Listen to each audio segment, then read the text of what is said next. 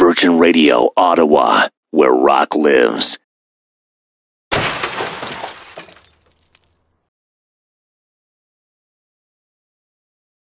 Afghanistan after spending a week over there, and you were on base to lift the morale of the troops, I guess is your main purpose there, right? Exactly. Yep. And you learned, and your eyes are open, and you saw a lot. You performed 2 huge shows, 4 acoustic events between hockey games. You played hockey? Tell us about that. Yeah, in the middle of the boardwalk there, they've got a floor hockey rink, full boards, NHL boards, everything, and yeah, we played a couple games, and it was all the NHL alumni was there. Stanley Cup was there. The alumni team was coached by Brian Burke. And no way. Yeah, and we, me and Jeremy, we got up and played a couple songs in the intermission and during the warm-ups and stuff. And so Brian Burke is the GM of the Leafs, so he missed a few games then? Well, yes, he was over there? Yeah. Well, he was up. I don't think he's missing much. The last Of night we were there, he got up at 3 a.m. to watch the Leafs game. And, and rode the exercise bike throughout the whole thing. I can imagine the curse words coming out of during that. So Lanny McDonald was there. The Stanley Cup went for the tour. Yep. How hot was it when you were playing hockey? Apparently it was 56 degrees Celsius. Yeah. If you just stop it, that's even hard to imagine. We start complaining when it's 34 degrees and humid. It's like a desert out there. Oh, and it kind of is like a desert. And these guys are out there putting on 100 pounds of gear too and trudging through that stuff, right? So pretty just wearing a jersey and a hockey stick wasn't so bad. No shirt underneath, right? Have you ever loved water so much? Oh, it's amazing the water they go through there. It's got to be at least a couple 100,000 bottles a day. You'd think, easy. Absolutely. Well, you figure how many bottles we drank a day, and there's 30,000 troops. I mean, that's a lot of water. 30,000 people where you were. Yeah. Apparently, yeah. It's basically it's like a small city, or it's not very small. Yeah. We barely saw a corner of the base. I mean, it's a huge place. Yeah. Well, Petawawa is ready to deploy a whole bunch of troops. There's a bunch coming back and a bunch going over there. And they often send us pictures. And I know we sent Banner over there and all signed. It hangs at the Tim Hortons. You would have seen the Tim Hortons on the boardwalk? We did see it, yep. Yeah, did you get in line there? Oh, yeah. Yeah, a couple times. Yeah, we had gift certificates we were handing out to all the troops and trying to buy as many people coffees as we could, so... Coffees and songs. That's awesome. You're the bohemian guys coming through.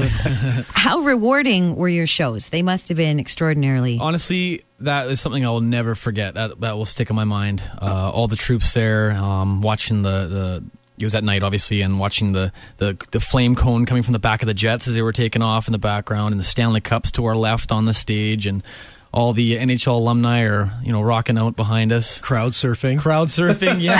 Lanny McDonald was crowd surfing? No, Mark Forrest played for Philly. He was out there. He was the first one up there. He got up and turned his back to the crowd and just fell into it. It was awesome. Yeah. And your acoustic sets, those were during hockey games, but did you ever get a chance to talk to some of the soldiers that were there and hear their stories? That's all we did. We ate lunch and dinner and breakfast with everybody and got to know some of them, and all, just even the civilians that worked there from Tim Hortons and all over the place. So. And after the show, we signed for over 2 hours. It was, and we sat, took pictures, and just hung out. And it wasn't just Canadian soldiers; it was the Brits, the Americans, Australian, everyone. And they were all invited to your shows. Yeah, it was literally right in the middle of the boardwalk there. So Tim Hortons to the left, the TGI Fridays that they apparently just built over to the right here. Yeah, and the Dutch PX over there. Yeah, it was pretty cool. So you flew over on the PM's plane. Yes. What's that look like on the inside? It was actually an amazing trip. They had a bunch of drinks for us, and the sound company that came over brought a little PA system, so we had that set up in the back of the plane, and we actually had a concert on the plane, 37,000 feet, right? Yeah, just everybody rocking out and singing and singing Beatles covers and some of our own tunes and CCR and another band that came called the Carpet Frogs. They're kind of definitely a cover band. So they had the whole repertoire going. So we had the whole plane singing away, just jamming away, and then Alan Frew and Sam from Glass Tiger were there and singing songs too, and it was something else. I think the total was, each way we went through 320 beer each trip. Well, you're not going to get... They're going out in the thick of it. They're not hanging out in the base. They're going out... Beyond the perimeter. Outside the Alan Frew did that? Yep. Yeah, a couple of hockey players did. We would have done it too, but it was, only so much room. Yeah. They went out to the different bases, all the fobs, they call them, and outside the wire, and playing for all the guys out there. All right. Well, before we wrap it up, one more question. You guys did some simulation training. What did that mean? It's like a giant video game.